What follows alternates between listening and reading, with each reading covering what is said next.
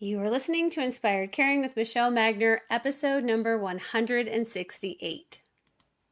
I'm really pumped that you're here and that we're having this conversation. This is Scott Papek, and I've actually fangirled over your art. I don't know if you remember that when Adrian lived here and we'd have Smoke Fest up at his house. I think occasionally you would come to that. Anyway, your photography is mind-bogglingly beautiful. You win the nicest person of the day for that compliment. Like really moves me to tears. Like he had your art in his home, and it's beautiful. So welcome, Scott. I appreciate you being here. Number one, I'm gonna say this out loud. Disclaimer: I'm not a trained doctor. I'm not a physician. I'm not any of that. And you know what? I don't have life figured out. But you know what? I'm trying, and I really care about trying. So so here we are. So I appreciate the opportunity. Well, it's a joy to have you here. I too, disclaimer, I am not a clinician. I cannot treat nor diagnose anything. So I'm just excited to have this conversation. You wrote a book called Age is Your Edge. I have my copy here. I see your beautiful poster behind you. And I feel like you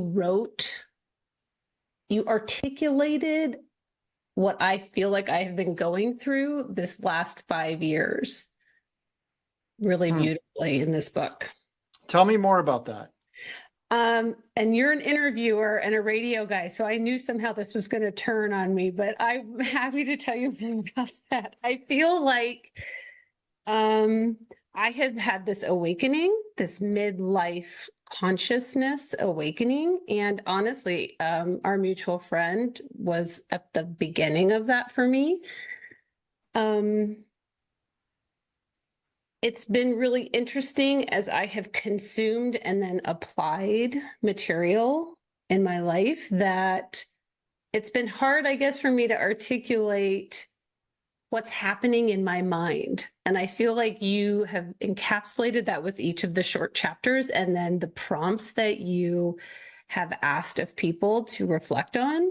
Those are some of the things that I have been working on. It's like all in one spot. You know, I too went through a time where I was just, stuck, and I can talk about how I got there. And really, I had two mentors that were probably they're the best coaches you could find, to be honest. One a psychiatrist and one a retired Navy SEAL commander. The best way I can say it is I remember I got on a conversation with Jack, as the retired commander, and I was just negative, and I was just to the point. Everything was so foggy, and I just didn't know where I was going, what I was doing. And like 3 hours later, he didn't solve my problem for me, but he asked me the questions to dig deeper than I've ever went. And I remember sitting there feeling just completely naked in front of everyone, because I felt like everything I dug to a place. And then it was the big aha moment of, holy crap, like this is what I have to do.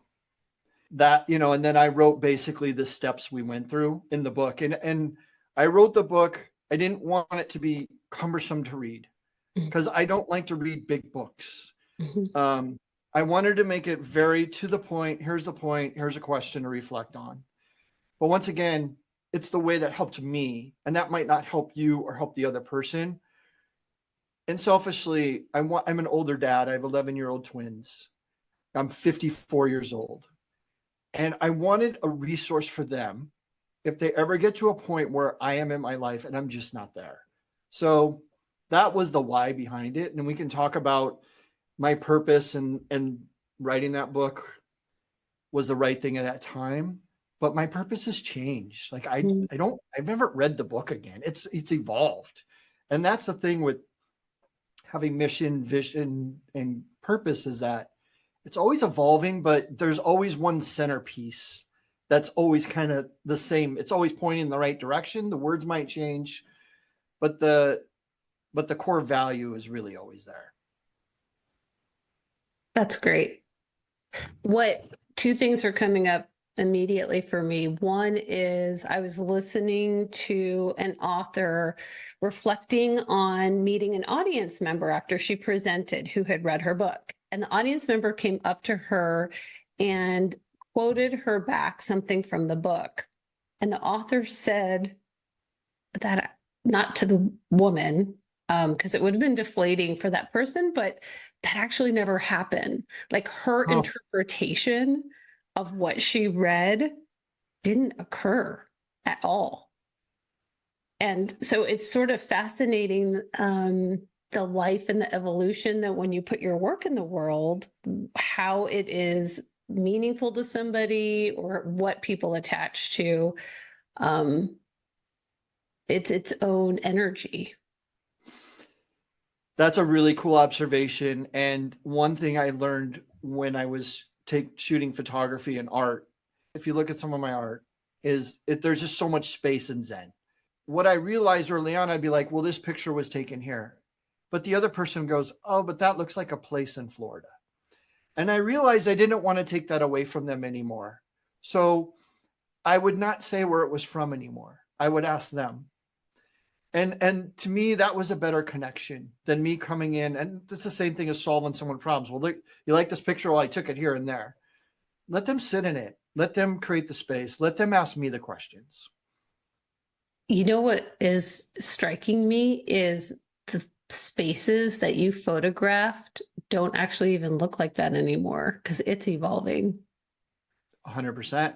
Like you captured it in a moment in time, and um it now no longer looks like that anymore. Yeah. Some are gone. Some of the landmarks are gone.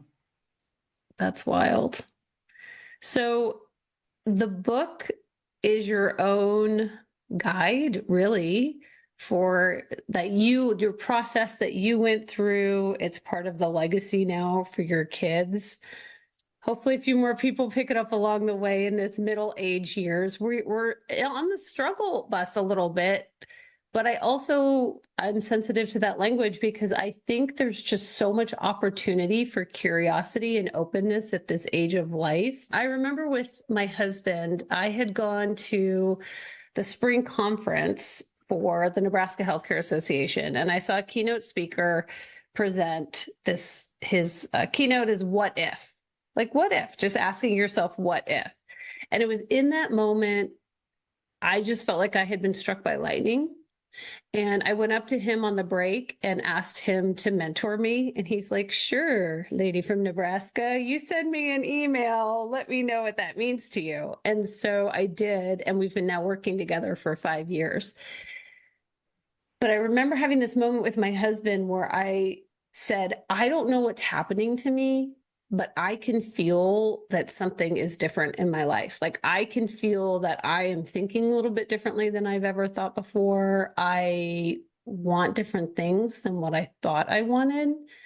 And I'm asking for your support in this because it does cause a little tension. I don't know if your wife was like, hey, great changes for Scott. Yay, us, our family. But it was causing a little tension. And I said, if we need to be having different conversations other than what we're having, I'm open to it. But something has happened, like a switch has flipped for me. And I guess I'm curious for you if you feel like you can pinpoint something like that. Yes. So you need battle buddies, I believe. And you said maybe a mentor of that you met at that speak 5 years ago. You can't get where you want to alone. Coaches, there's a reason for them. They can push you in directions that you need to go, because every day, let's be honest, whatever, if you're really doing the work to be your best, it's not fun all the time. Like I'm a runner and I do not like running, but you have to have somebody there to hold you accountable. So you need to find that person. And I'm not saying you need to hire a life coach or whatever that is, but maybe it's a mentor or somebody you look up to. Maybe it's a family member, but you need to have awareness first to realize like, hey, this is what's going on. Okay. And then you need to get vulnerable and be honest about it with whoever you choose to be, to get in that space with you, you know? And then, I like to reference mountains all the time. Like, your partner can't climb the mountain for you, but they can help prepare you. You have to climb the mountain. They can't, they can't do it for you. And you feel the glory at the top if your mentor does it for you. You mentioned in the book a moment where you talk a lot about being uncomfortable in the book. At least that was a thread that I kept pulling through. Discomfort is really the currency for our success. But you talked about a moment where you collapsed and realized how critical the mindset was. Can you share a little bit more about what happened then from the heat? Me and my dad went to Utah, and I found this hike was maybe in and out about 5 miles. It was in February, and 5 miles. But I don't know if I've ever hiked 5 miles at this time. But I'm like, it was not hilly. Well, we got lost, right? I mean, we each had no water, basically. We're at the farthest point away, and we're in the middle of nowhere. There's no phone reception. It's hot, and I'm all of a sudden, like, I'm dizzy.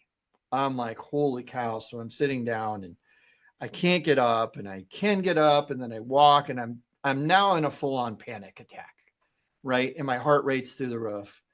And my dad's older. It's not like, but he's in great shape. He really directed me out of that. He's like, nope, we're going right now. You have to go. And I'm going, how am I going to make it 2.5 miles when I can't even stand up right now? And it was literally like, in my mind, I was doomed. But in the end, I was never doomed. Maybe I was dehydrated.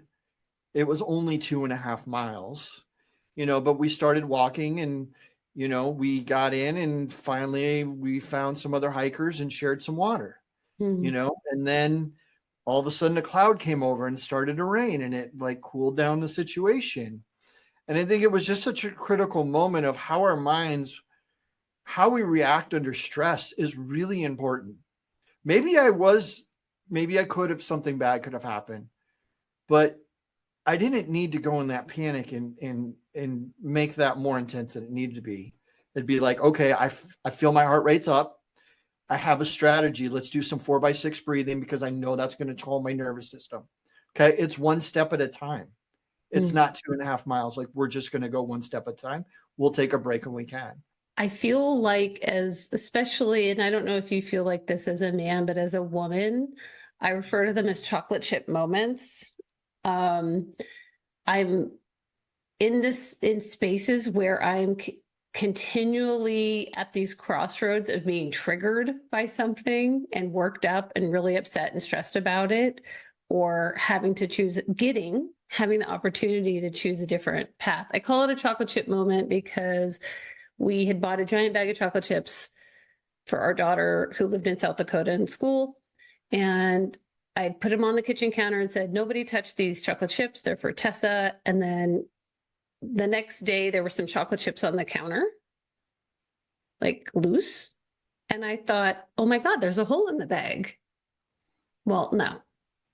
Someone had opened the bag and had dipped their hand in and started eating some chocolate chips. And I was pissed. I was really mad.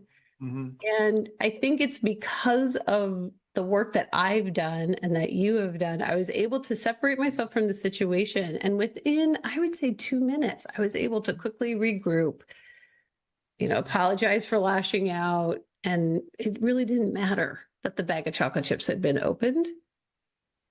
But for me, it goes back to the core values, and you touch on that in the book as well.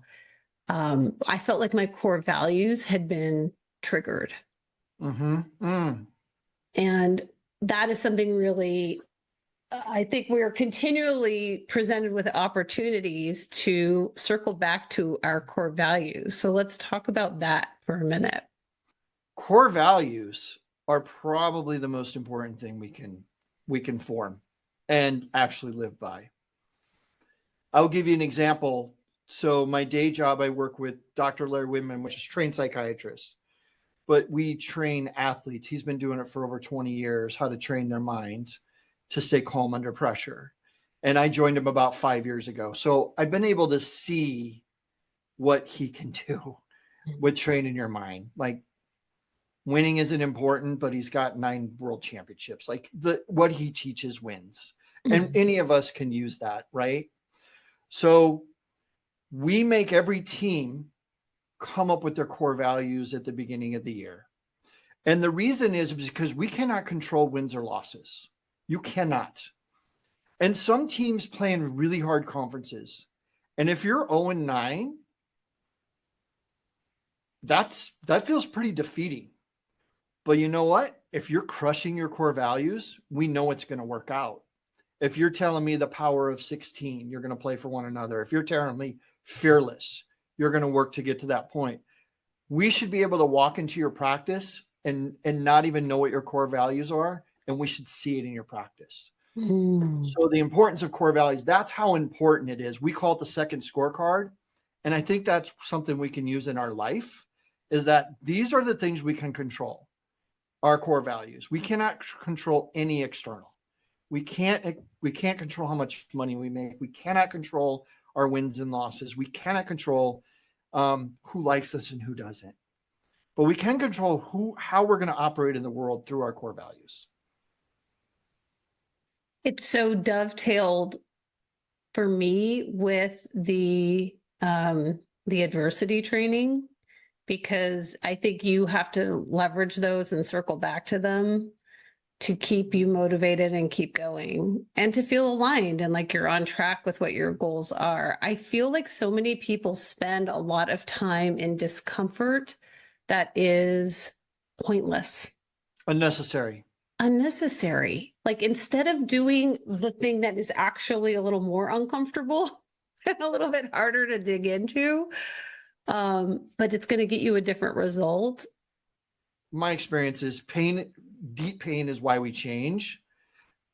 And growth only happens being uncomfortable. And that's doing the hard thing. And that could be as putting your phone away for 2 hours for some people. It's not that you have to do, rigorous physical activities. You should be doing the things that, that are hard for you. And can you stay in it emotionally? That's what mental toughness is. It's not physical. It's, can you stay in the moment and be your authentic self, no matter it's going your way or it's not.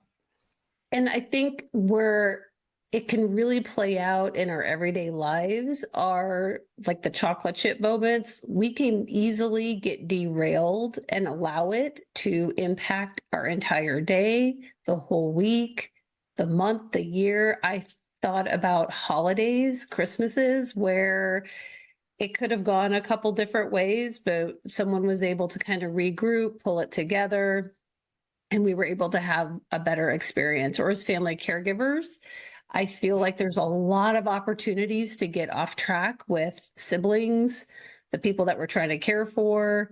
I mean, I feel like this is why this is such a pertinent conversation, having mental awareness and strength and mindfulness and present moment awareness, because there's a lot of opportunity for error. And we're human. Like, it's permission to be human. Like I said, I don't have life figured out, but the awareness is the most important thing. And mindfulness trains you awareness, because if you don't have awareness, you have no strategies. A bad emotion, you should think is emotions are like digesting food. Like, you want everything to move through your body. And a lot of the bad ones stay and stay and stay and stay, and they keep growing and growing and growing. And we got to have strategies to flush that through.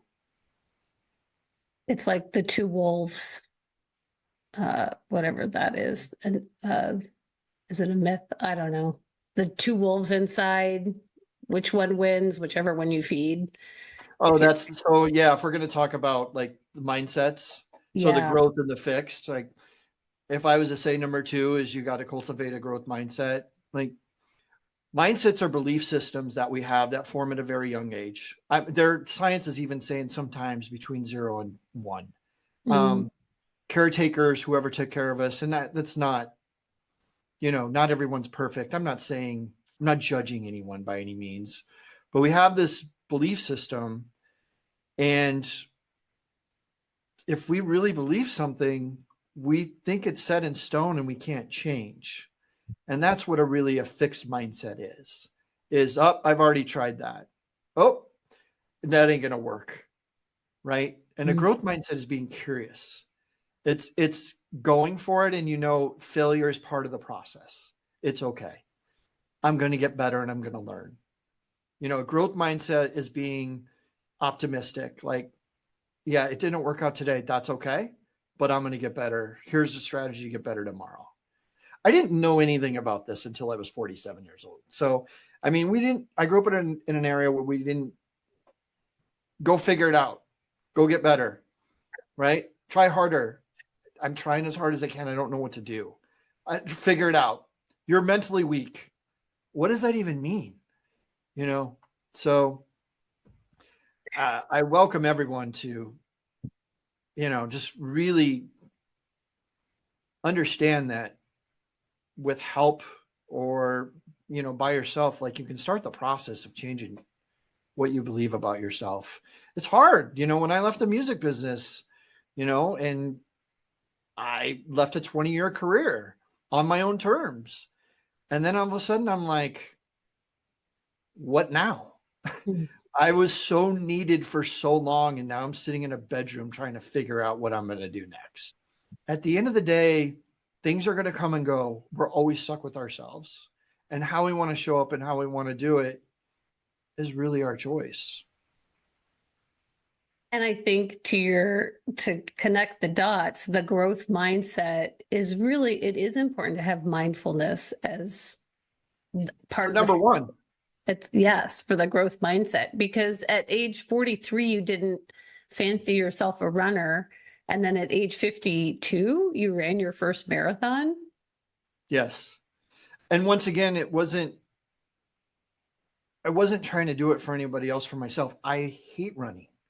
I avoided it my whole life. Like, I have flat feet. My hip flexors are the worst. But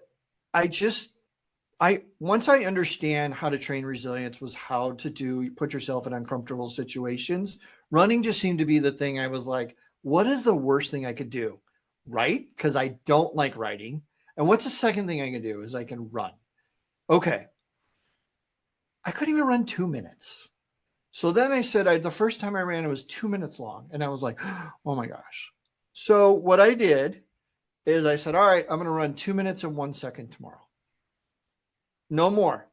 And then the next day, guess what? 2 minutes and 2 seconds.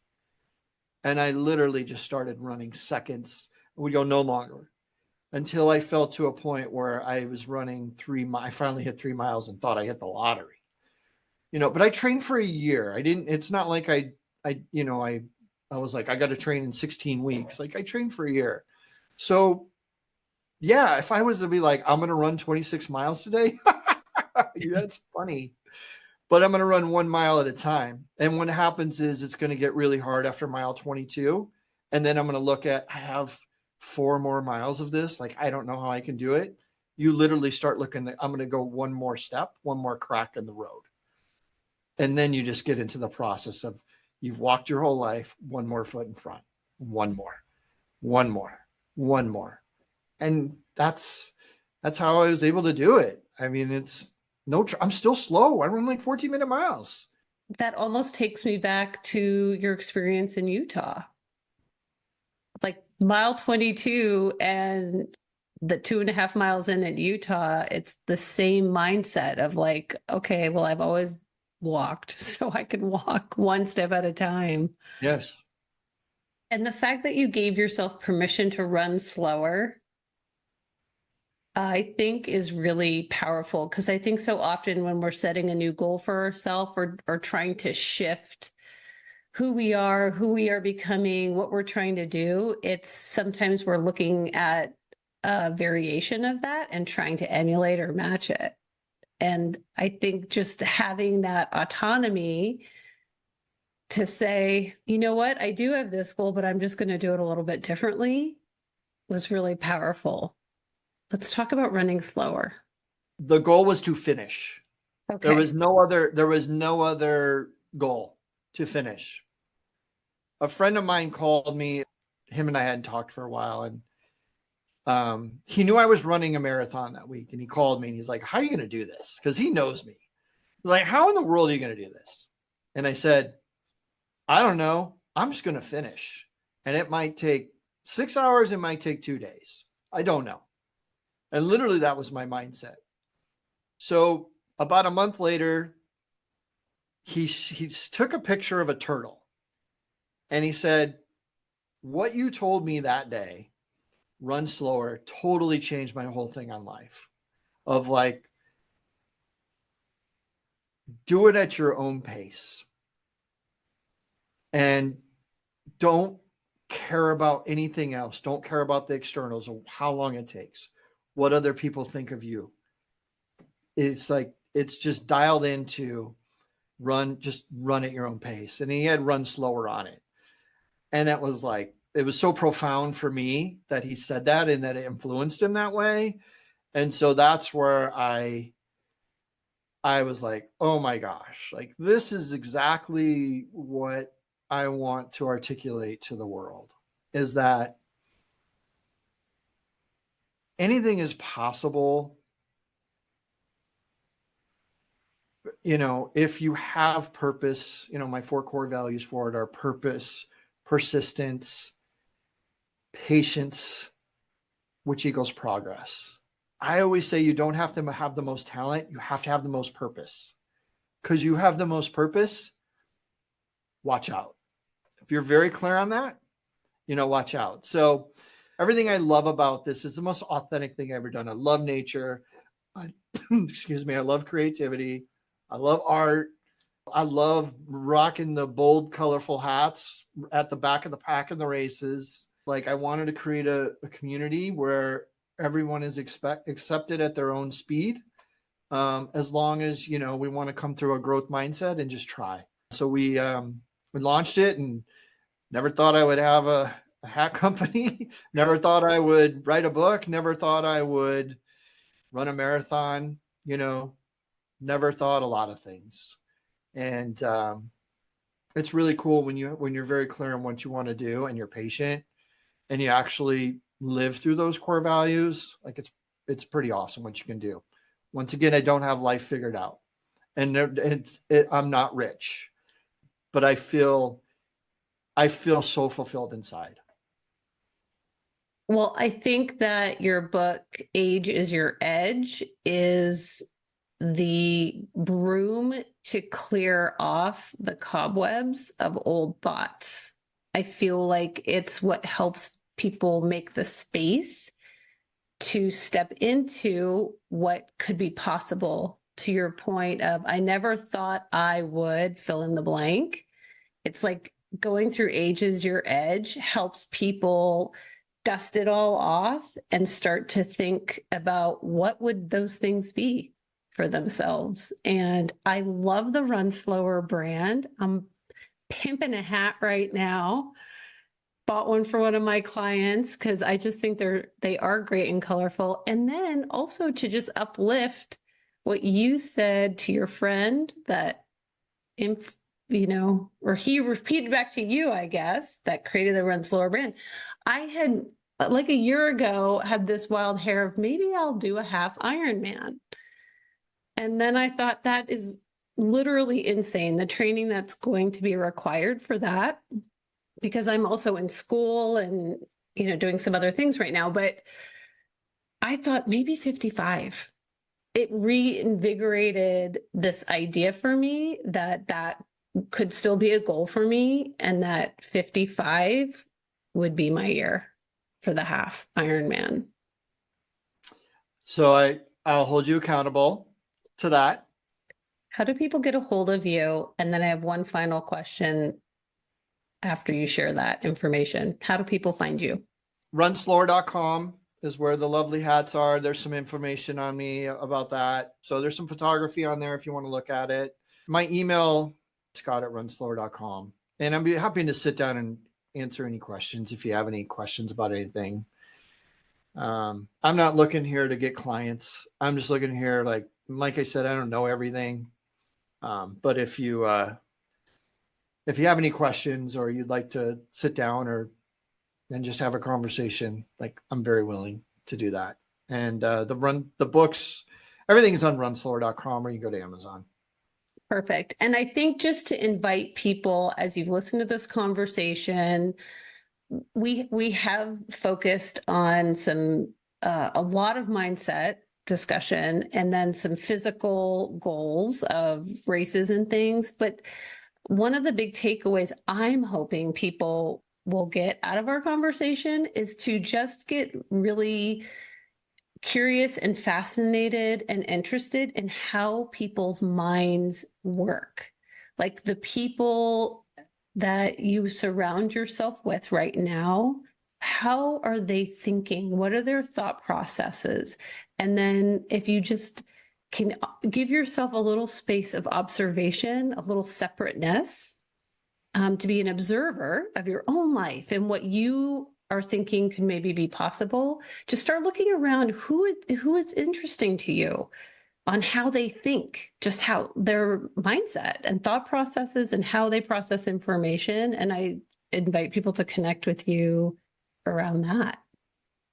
So my last question for you, Scott, is if you picked a song to be your anthem for this week, year, chapter of your life, do you have a song that comes to mind? Such a great question. When I worked in the music business, people would ask me all the time what my favorite band or my favorite song was. And I was like, it really depends on the day.